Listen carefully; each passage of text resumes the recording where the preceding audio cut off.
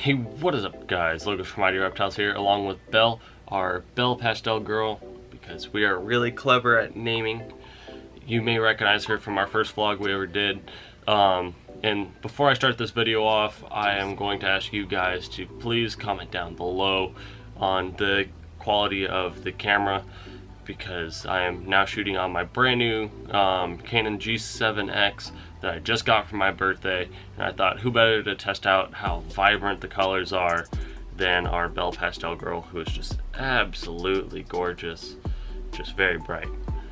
But without further ado, let's get into it. This is going to be update number 2 as far as my experience of buying the Stinger Bee Yellow Belly Fire from Mile High Pythons, where the box it came in was really small and it didn't have much for support. It only had it on the sides, so the box caved in on top of the snake, and it was not marked, and FedEx did not know it was a snake inside of it. So that's the lacy act right there that was broken, as well as he shipped it via non-priority, so it was in non-temperature controlled vehicles, and as well as getting there in the morning time before the day.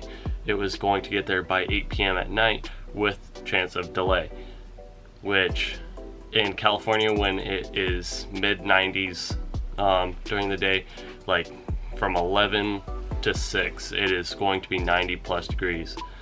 So baking in that truck is not a good idea. But ever since that incident happened, I have received word from John from Morph Market, as well as the seller again, and I'm just going to give you all the information that has come up in sequential order. And the first thing is my message that I had received from John. He just said that he had messaged the seller saying, please just message these guys back, we're gonna just kind of work something out. And he said that as of right now, until they figure out what they want to do about the situation, the seller profile of that user has been suspended, so there's not going to be any more snakes going out for right now, so that there's no chance of any of this happening again. And he said there's 4 things that they're actually shooting for on Morph Market itself, and that is making it more clear what the rules of using the site are. He said that they're really hard to find in there. He wants them to be like just really clear, so there's no misunderstanding. And he said that they were looking into being able to educate sellers when you create like a seller profile, like it may pop something up and be like, here's the standards for shipping or something like that, as well as better communications in between buyer and seller. The current system is just like a 24-hour, we'll give him a notification. I don't know what he means by better in communications, but he said more info on the snake, as well as just better communicating all around. And the last one, which is the big one, is the review system. The way that he brought it up, he said that he wanted to show people who like were certified breeders, who are like the originals, the really big guys that we all know, the BHB, the Nerd, Garrick DeMeyer and all them. Those guys would be certified, as well as maybe select users that are growing, and then those who don't have it would be shown separate. My response to him, I'm going to admit it's a little biased because we're just starting off on Morph Market ourselves, so using a certificate system like that may hurt us in the long run, and I'm going to explain why.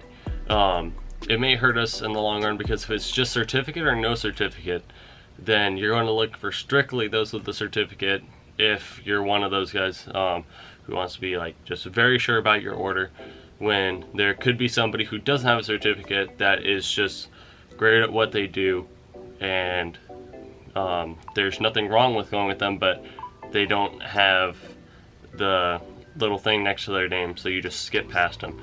And he asked for my feedback on it, and what I pretty much gave to him is, if you have ever used OfferUp, you'll understand the system that I'm going to talk about.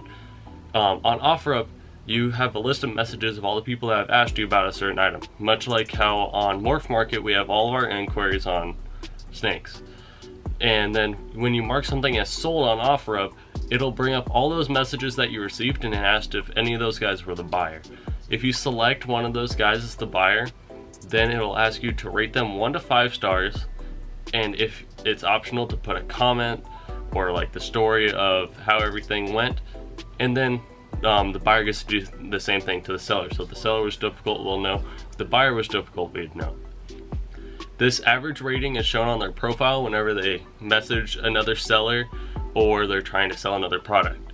So that way everybody knows the rating, and then if somebody wants to see more, they can click on that profile and see all the stories as for why they got that rating. It's kind of like a Yelp system, and that's just kind of how it works. So that way, if somebody like us who has only shipped a handful of snakes sees that it's all 5-star reviews, that's like, oh, they're very accommodating, and then that would be, you would see that small seller not in a negative light as if he just didn't have a certificate versus all these people that do.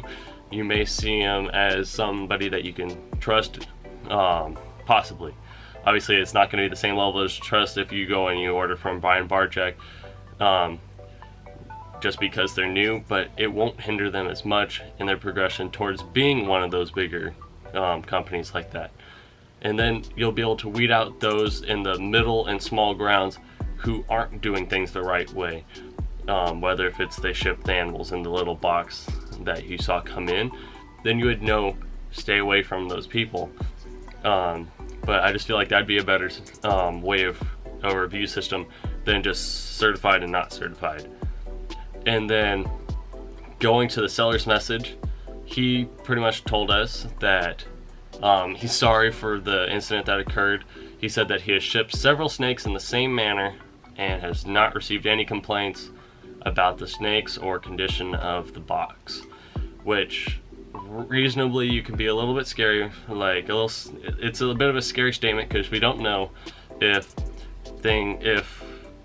it quite went through the same thing that ours did, but it's obviously something that we kind of lean towards bad, just seeing how ours was.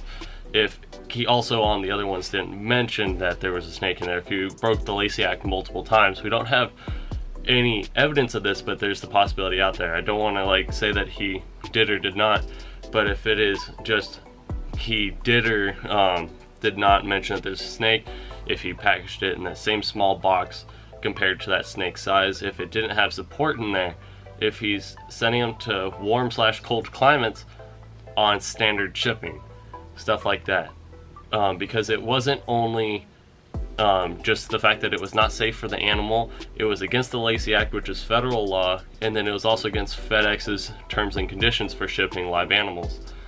So that's just kind of where it's kind of weird. We don't know where everything's standing right now, but just kind of wanted to put all the information out there. Obviously do not go out and spam Mile High Pythons saying like this or that.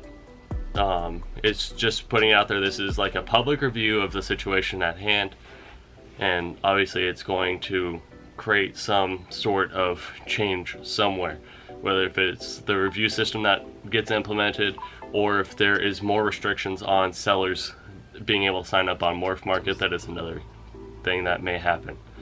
So other than that, that's it for the news on that situation. So please let me know on the camera quality down in the comments below.